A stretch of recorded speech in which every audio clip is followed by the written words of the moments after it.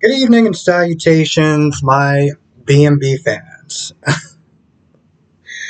Uh, let's start with the gift, one of the gifts that just keeps on giving, and that is hope. So Hope is happy that Douglas is living back with her, and Thomas is like, yeah, that's cool, whatever. And he keeps like they're doing this whole "I'll die by the sword" by saying, well, listen, if Liam decides that he doesn't like it, you can always sit there and fire me. I totally understand. No, you won't. I don't even understand why he was sitting there saying that for a hot minute. He kept talking about, well, I got to come back, and it's time for me to come back. And now he's sitting there trying to be this whole martyr thing of, oh well, if Liam says it's not okay, then I'll totally understand. No, you won't. Let's not even sit there and play that game. But Steffi comes in there, and Steffi's happy that Thomas is going to be working there again, and that Douglas is coming back to live with her. So everything is all good and well. She's like, so, well, did you have a lot of problems with, talking to Liam? And she was like, yeah, well, here's the thing. I didn't tell him yet. And they're both just, they're looking at her like, I'm sorry, what? Oh, this is going to be great. Meanwhile, Liam has no idea. He's sitting there talking to Wyatt about, maybe that he thought he went too hard on her, harsh on her and everything like that, being all caveman, kind of putting his foot down and stuff. And once again, Wyatt just reassures him that, no, you're doing the right thing, and yada, yada, yada, and this, that, and the third. They talk about Bill for a little bit, Bill or Sheila, but it's kind of a dead subject, so it doesn't really go anywhere.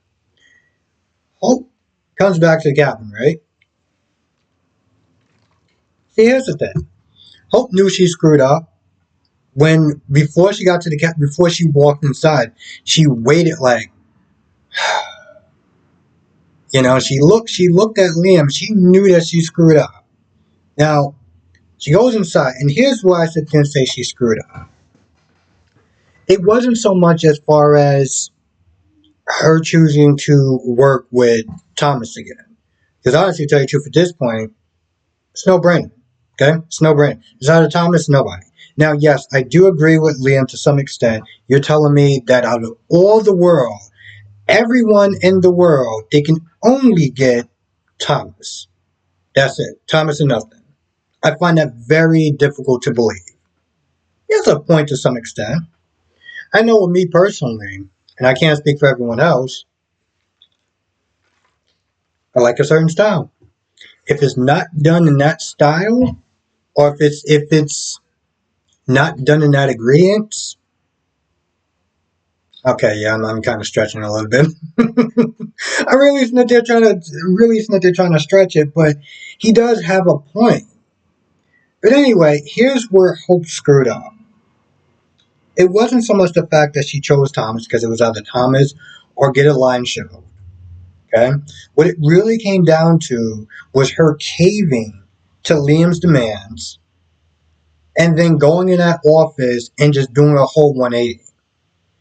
That's the part where she screwed up. She did that one 180, and now she's gonna go back and tell him, "Oh yeah, remember when you was there asking me to do something and I decided to do it? Yeah, I changed my mind." Like what? Like that's the part where it blows me because you are literally sitting there blindsiding this man, which it sucks. It's not cool. Um, Under any circumstances, that's just not cool.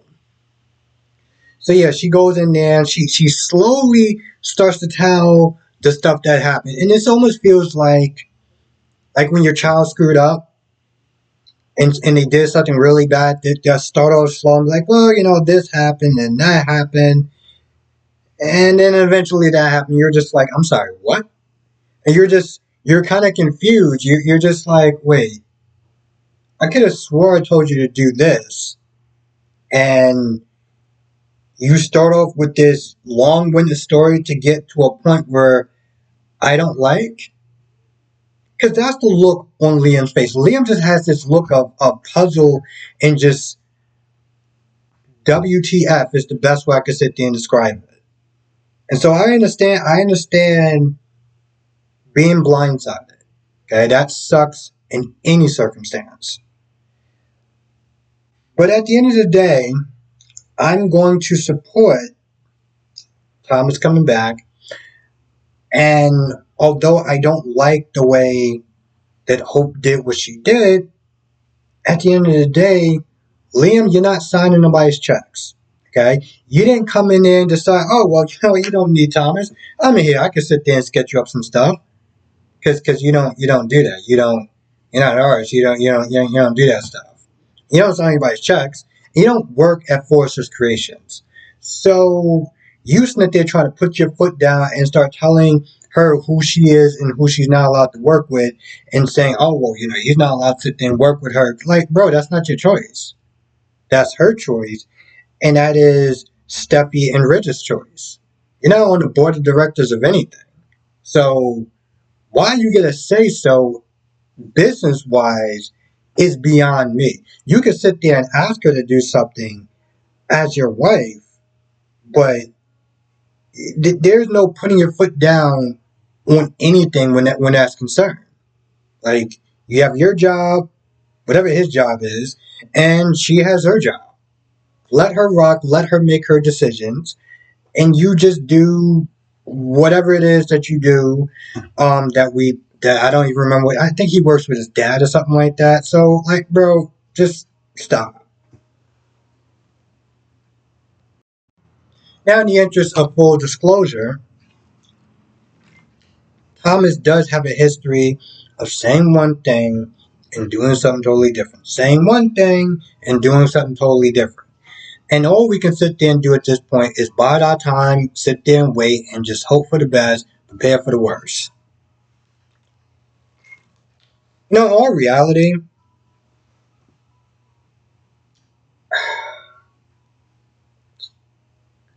I feel like this is a business move.